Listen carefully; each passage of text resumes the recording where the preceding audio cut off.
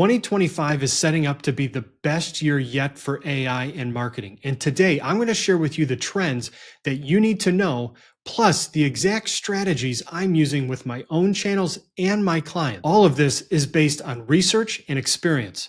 So let's jump in. Content automation is going to be one of the leading AI tools for next year that's most relevant to creators.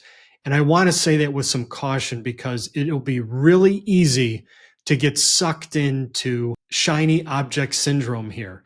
We can all dive down that deep hole, but don't. It's just going to end up being a huge time suck. And the reason I say that is it's going to be very competitive.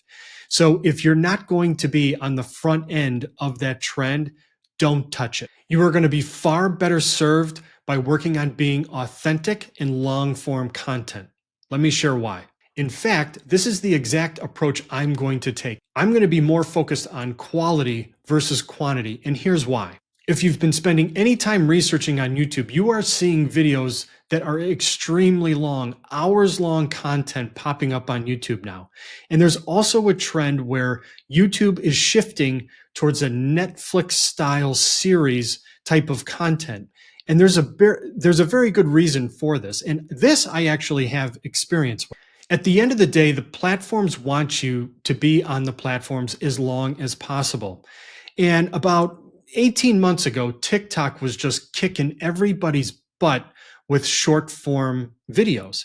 And as a response, Facebook, YouTube were promoting short form videos beyond the reach of the accounts. And we were actually using this for my clients in my agency because we would have very small accounts. Literally, some of them when we started just had a few subscribers, but the videos were getting over 1,000 views in a few days. This was a direct response to highlight short form videos to compete with TikTok. And the problem that basically all of us marketers knew is you weren't growing your audience, which is a massive cost for the business or for your channel. Because at the end of the day, if you're not getting audience growth, you're not growing the value of your channel. And this is where it's very much like a business. A lot of people think that with a business, they're building their inventory, their employees are their most important asset or their most valuable asset. And it's not. It's actually your customer base, because a business is only valuable if it has sales, and those sales come from customers. This is exactly like your YouTube channel. See, your subscribers are your audience. So the larger your audience is, the more your channel is worth. Of course, you look at someone like Kim Kardashian or any kind of influencer, their value is directly related to the size of their audience. So as a response to hurting channels not growing their audiences, the social platforms are focused on creating a sense of community on channels. And with the rise of popularity of Skool, which I do have a Skool community about AI and marketing, there's a link in the description if you want to check that out.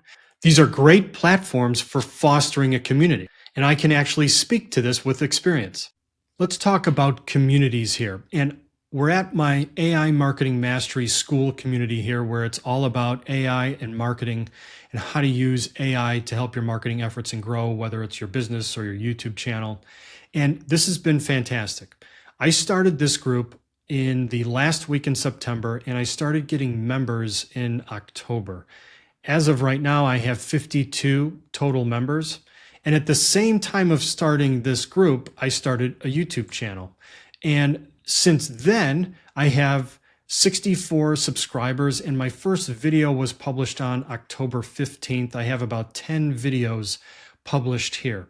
So there's not a ton of content for people to consume here. But regardless, I figured, you know what? My Skool group is about marketing in AI, and Black Friday is one of the best promotional times of the year, and I had to take advantage of that. So one thing to keep in mind here, and this is a tip for you related to making an offer. Your offer has to be related to the temperature of your audience.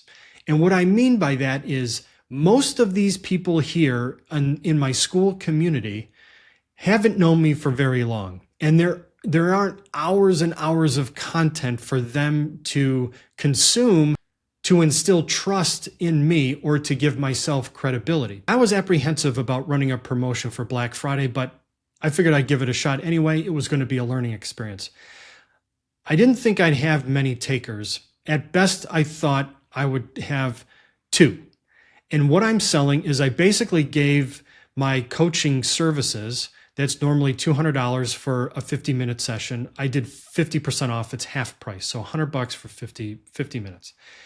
My reasoning for the 50% discount was essentially an investment in my audience to build trust and credibility. And if I'm honest, I had low expectations. I thought it was really a little too soon to do something like this. I thought if I sold 2 sessions, that would be a big win. But actually, right now, the promotion is still going on. I've sold a total of 4 sessions, so $400 with folks that it's a very small segment and folks that really, honestly, hardly know me. So this is the power of building a community. Can you imagine what it's going to be like 2-3 years from now when I have thousands of people involved in this? This is the great thing about moving towards a community on social media. It's a great way. Instead of chasing this monetization on YouTube, you can actually get results. I mean, at the end of the day, I'm actually in the black with my effort on Skool.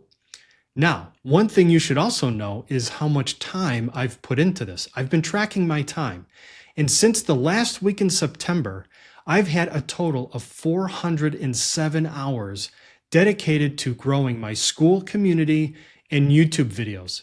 And that involves strategy, research, messing things up, having to redo things because I screwed something up. But up till this week, I've spent 407 hours total on this effort. So that is a massive investment in this. However, I see it as an investment in momentum and scale, because the great thing about combining something like YouTube and a community like Skool is that your efforts compound. And eventually, it's not just going to be all of me. There's going to be a larger pool of content and people involved to help grow and scale this thing. And that's what gets me excited. I've just recently implemented my strategy for growing my YouTube channel, and the initial results are really good. I want to share those with you now so that you can apply it to your channel. Okay, so this is a 28-day snapshot of my channel. And you can see here, actually, my views are down, but my watch time is up and my subscribers are up. But here's what I actually want to focus on here. You need to treat your YouTube audience as actually 2 separate audiences.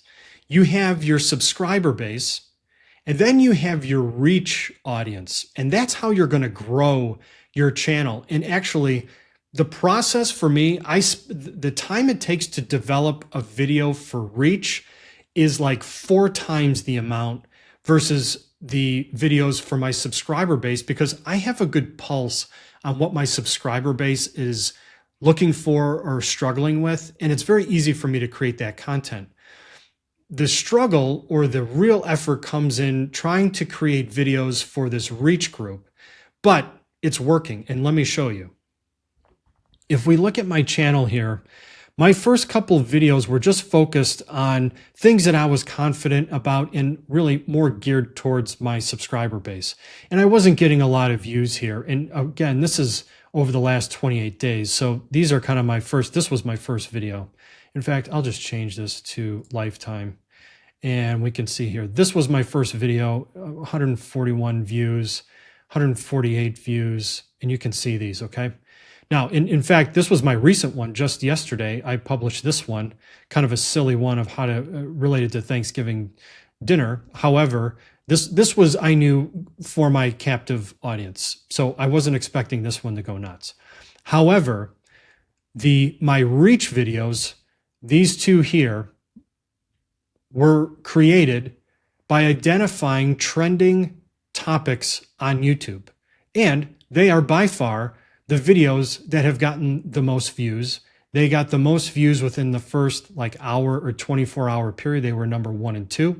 So this is, now these numbers aren't crazy, but it's a great sign of everything is moving in the right direction. So I encourage you, if you're struggling with your growth on YouTube, take this approach. You need to create videos for your captive audience, for your subscribers, but you also have to identify your reach audience. And the thing you'll know you're on the right path is if when you're doing research for your reach group, chances are you're going to have to learn something. I found that in mine. In fact, the topics that right now are most popular are the topics I know the least about, which is a good thing because now I have to learn that stuff and I will grow.